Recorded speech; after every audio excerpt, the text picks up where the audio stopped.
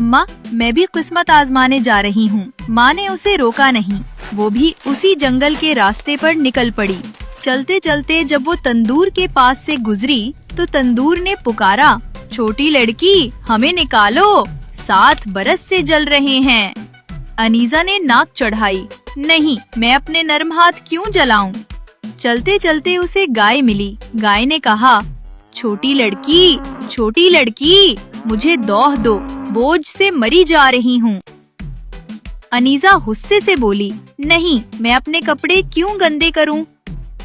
फिर वो आम के भारी दरख्त तक पहुँची। दरख्त ने कहा, छोटी लड़की, मेरे आम तोड़ लो, मेरी शाखें टूट रही हैं।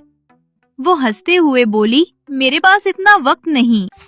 इतना कहकर वो जंगल के अंदर बढ़ती गई। आखिरकार अनीसा चुड़ैल के अजीबो गरीब मकान तक जा पहुंची। चुड़ैल ने उसे देखा और कहा, क्या तुम काम करना चाहती हो। लड़की ने जवाब दिया, हाँ माँ जी, मगर मुझे आराम भी चाहिए। चंद दिन तक सब ठीक चलता रहा। वो अधूरा सा काम करती, कभी आधा झाड़ू लगाती, कभी बर्तन छोड़ देती। एक दिन सफाई करते हुए चमनी के अंदर से एक थैली उसकी गोद में आ गिरी। उसने बाकी की सारी थैलियां भी उसी वक्त निकाल ली और थैलियां उठाकर फौरन भाग निकली।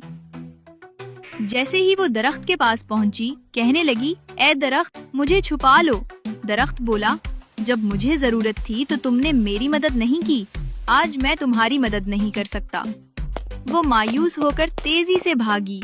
चुड़ैल दौड़ती हुई दरख्त के पास आई तो दरख्त ने बता दिया कि उसने एक लड़की को मैदान की तरफ जाते देखा है। भागते भागते अनीसा गाय के पास गई। गाय गुस्से से दहाड़ते हुए उस पर हमला करने के लिए आगे बढ़ी। अनीसा डर के मारे फिर भाग खड़ी हुई। भागते हुए वो तंदूर के पास पहुंची। उसने भी कहा, जब हम जल रहे थे तुमने इनकार किया, अब मैं तुम्हें नहीं छुपा सकता। इसी दौरान चुड़ैल ने उसे पकड़ लिया, खूब डांटा और सारा माल छीन लिया और उसे खाली हाथ घर वापस भेज दिया। उसे अब अपनी गलतियों का एहसास हो चुका था। घर आकर उसने रोते हुए अपने रवैये के लिए हुरिया से माफी मांगी। हुरिया ने रोते हुए उसे गले लगा लिया। कुछ दिनों बाद हुरिया की एक अच्छे लड़के से शादी हो गई और अनीसा, जो अब बदल चुकी थी, अपने माँ बाबा के साथ खुशी खुशी जिंदगी गुजारने लगी।